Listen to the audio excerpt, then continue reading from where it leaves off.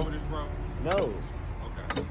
That's why I'm standing here 10 toes down in front of yours. Yeah.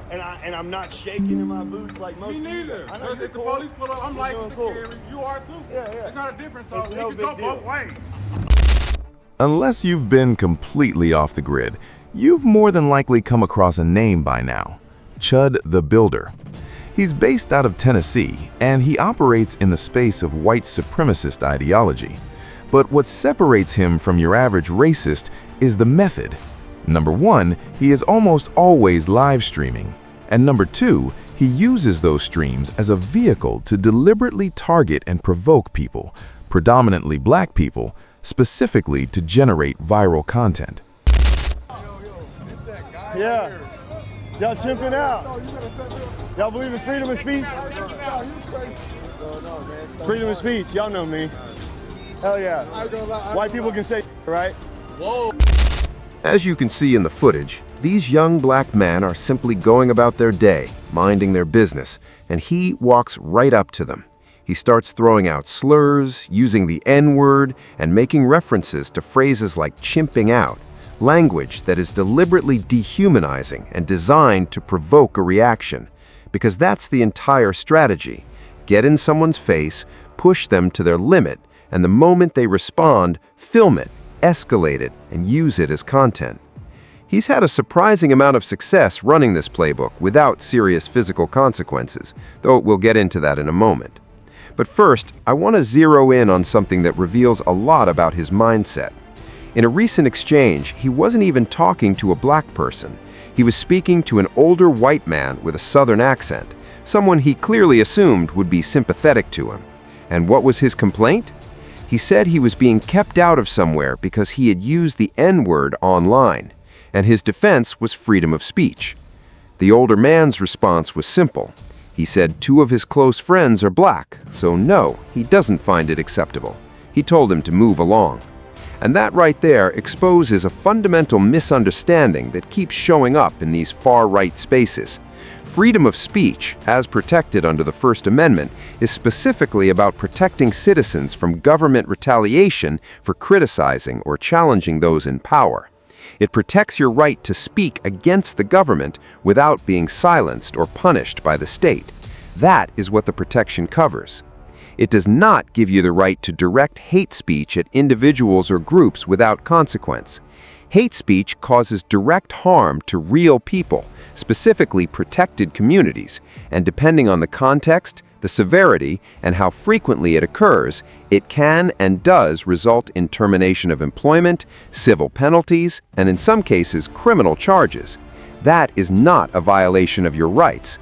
That is the law functioning as intended. The confusion between these two very different concepts, free speech and hate speech, is something people in these spaces deliberately exploit. But they are not the same thing, and one is not protected by the other. Now let's get into what happened at the gas station, because this is where things took a notable turn. Chud the Builder pulled up to a gas station with no intention of buying anything.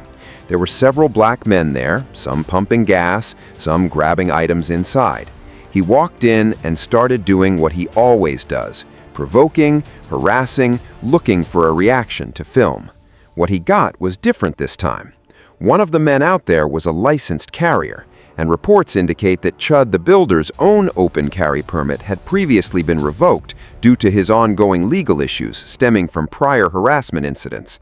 During the confrontation, one of the men walked up and spit on him. That part of the footage wasn't fully captured on camera, but it happened, and the reaction online was immediate. A lot of people felt like he had finally gotten a taste of his own medicine. But what most people actually took away from the gas station video wasn't the spit. It was something else entirely. When the pressure got real, Chud the Builder wasn't nearly as bold as he appears behind the safety of a camera and a crowd. Because when he was still carrying his firearm, he had a lot more to say. The energy was completely different. But the moment things got physical and real consequences entered the picture, all of that bravado disappeared. Chud the Builder did nothing. Instead, he called the police, the same police he claims to represent in some moral crusade for law and order. The guy who goes out of his way to provoke black men into reacting ran straight to the cops the moment one of them actually did. And there was another moment caught on camera as he was leaving the gas station. A man came out and got directly in his face, nearly snatched the phone right out of his hand. Things were on the edge of escalating further, and then the police arrived. What followed was one of the more revealing exchanges in this entire situation. The responding officer told him plainly he had seen his content and he wasn't impressed. He essentially said, "Given what you do on camera, can you really be surprised when people react this way?" Chud the Builder's response was to plant his flag. He said he was a law-abiding citizen, that he was standing for law and order, that he was trying to restore something. The officer pushed back. If what you're doing involves walking around directing racial slurs at people, that's a different conversation. Chud doubled down, insisting he had every right to say whatever he wants online without facing any consequences in public. And this is where the whole thing unravels completely. He wants the freedom to provoke without the responsibility of what follows. He wants to manufacture confrontations for content and then hide behind law enforcement the moment those confrontations become real. He was literally saying, "I fear for my life," the same man who deliberately puts himself in these situations for views. Even the police officer, whatever his personal views may be, found it difficult to defend what Chud the Builder was doing, because beyond ideology, it's just hard to justify as rational adult behavior. You're going out of your way to harass people who have done nothing to you, and then acting shocked when those people don't simply accept it. This pattern is also what makes him essentially untouchable, even within his own circles. It's not just that the broader public rejects what he does. People within his own ideological community keep their distance from him. He's too volatile, too visible, and too much of a liability. Even figures on the far right, like Nick Fuentes, want no association with him. When you're too extreme for the extremists, that tells you something. There was a similar moment not long before this when he was thrown out of a bar by an older man who made it very clear, "I may be a country guy from the South, but that doesn't make me your ally." He told him to get out. And the reasoning wasn't complicated. It doesn't matter whether that man personally liked or disliked anyone. The point was that Chud the Builder creates problems for everyone around him. Nobody wants to be in the blast radius of what he does. And that's ultimately why it's difficult to take him seriously as anything more than a chaos agent chasing engagement. He has no accountability for his own actions. He instigates, provokes, and then immediately reaches for victimhood the moment there's any pushback. You see this pattern repeatedly in far-right content spaces, the cycle of provocation followed by performed outrage when the provocation lands. Most people who watch him closely believe it's only a matter of time before he ends up back behind bars. The trajectory is clear, and the only real question is how much damage gets done before the legal system finally decides the cost of ignoring him is greater than the cost of stopping him. And this is one of the most glaring contradictions you'll find among people who operate the way Chud the Builder does. They demand emotional discipline from black people. They expect black people to absorb harassment, insults, and deliberate provocation without reacting. That's what they mean when they use that dehumanizing language about chimping out. Essentially, they believe black people should be able to sit quietly under open abuse and show no response whatsoever.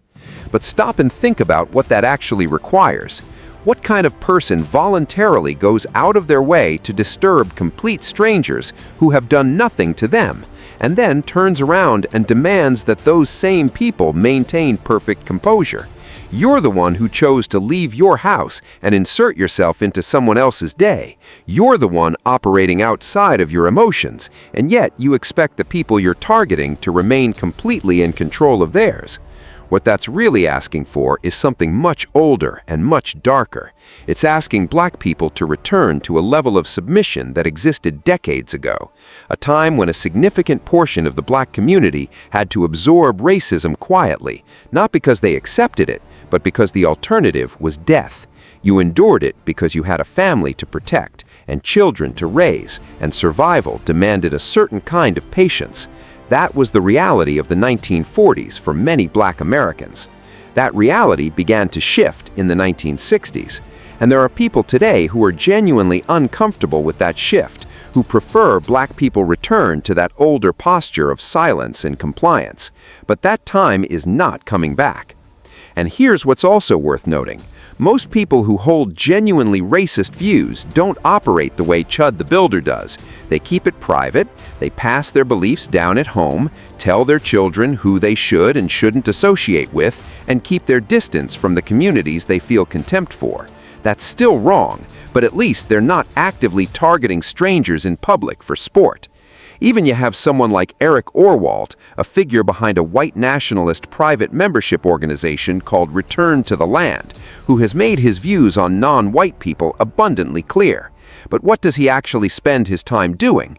Building, organizing his own community, creating a space where he doesn't have to interact with people he's ideologically opposed to. He's not out here picking fights on live streams for engagement. But Chud the Builder cannot exist without black people. That's the fundamental irony at the center of everything he does. Remove black people from his content, and there is no content. There is no platform. There is no audience. There is nothing. His entire identity as a public figure is built on black reaction. Without that, he's irrelevant. Without provoking someone black, he has nothing to offer anyone. And that tells you everything you need to know about what this is really about. It was never about ideology. It was never about principle. It's about attention, and he found the most destructive way possible to get it. That's going to wrap it up for this one. This is Jackson. Thank you all for watching another episode. Make sure you subscribe and hit the notification bell, and we'll see you on the next one.